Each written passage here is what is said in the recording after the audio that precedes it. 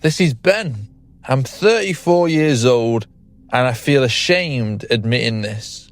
But being around my younger brother makes me feel like a failure. He's 2 years younger, but somehow he hit every milestone first. Career, marriage, house, confidence. Family gatherings feel like a scoreboard I never agreed to play on.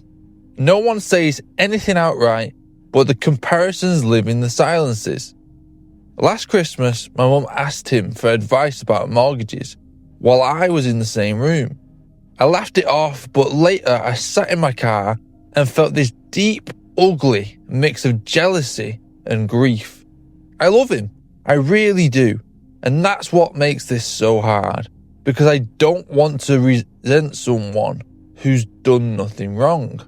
The truth is, being around him doesn't just remind me of where he is, it forces me to confront where I'm not. I leave family evenings drained, replaying conversations, wondering how I became the other one. Here's the part I don't say out loud. Sometimes I avoid him. Not because I don't care, because I can't stand how small I feel in his shadow. My question is, how do you love someone deeply when they unintentionally represent everything you're afraid you'll never be? Jealousy is a twisted thing, and it's sometimes something we can't control. And it's almost an evil thing. It's on the side of negatives that you don't really want to go anywhere near. And all I'll say is the positive is that you can recognize it. You can recognize the jealousy and you feel guilty about it. Do you realize how many people out there are jealous and don't feel guilty about it, that don't recognize it? You recognize it as an insecurity. Step one is done. You're there. Now all you've got to do is control your emotions and change your mindset around this idea that you have to be this perfect person. There's a common theme with a lot of the problems that I discuss, that you think problems are negatives, that you think you shouldn't have problems, that also you think once you fix this problem, we're smashing it. You're not going to have another problem. That's something I found in life. You fix one problem, another one comes up. So don't rush to fix the problem and don't build yourself up and stress so much about the problem that you're going through. Because in a sense, life's always going to throw one at you. You're always going to have one on your plate. So sit in it, marinate in it, and think about it and indulge yourself in it. Figure out who you are, in a sense. See the positives, see the negatives, be open. A big thing with me is, if you're feeling this way, can you have a conversation with the person that's making you feel like this? Is there something you're missing? In a sense, your own emotions hinder you. Because is this not just an opportunity for growth? If you can put your emotions to the side. Because there's two situations that are happening here.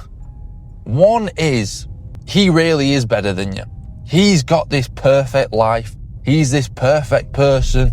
And you're not that. You are the second best. Or it's the interpretation. It's you only see the good stuff. You don't see the bad stuff. And that's what you got to be careful with. When you dream of things, when you want lives that other people have, when you want qualities that other people have. Oh, he's so patient.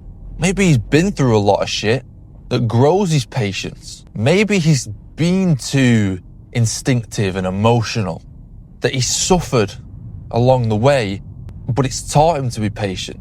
Do you want that suffering to have that trait? Maybe your brother suffers every single day with this pressure and expectation to be someone. Maybe he looks up to his older brother and says, "You've taught me all this. You're the example I look at and see and want to be better than." What if your brother's jealous of you, in a sense? And an open conversation helps you direct what reality actually is. And it's scary as shit, don't get me wrong. It's awkward, you don't want to do it. It's uncomfortable. It's extremely uncomfortable to have these honest conversations when you're insecure. Your brother might be arrogant, he might be a knobhead. You might not be able to have an honest conversation without getting emotionally involved and emotionally upset. But you'll never know if you don't fucking try and have that conversation. I compare myself to other people and say, I kind of wish I had those qualities.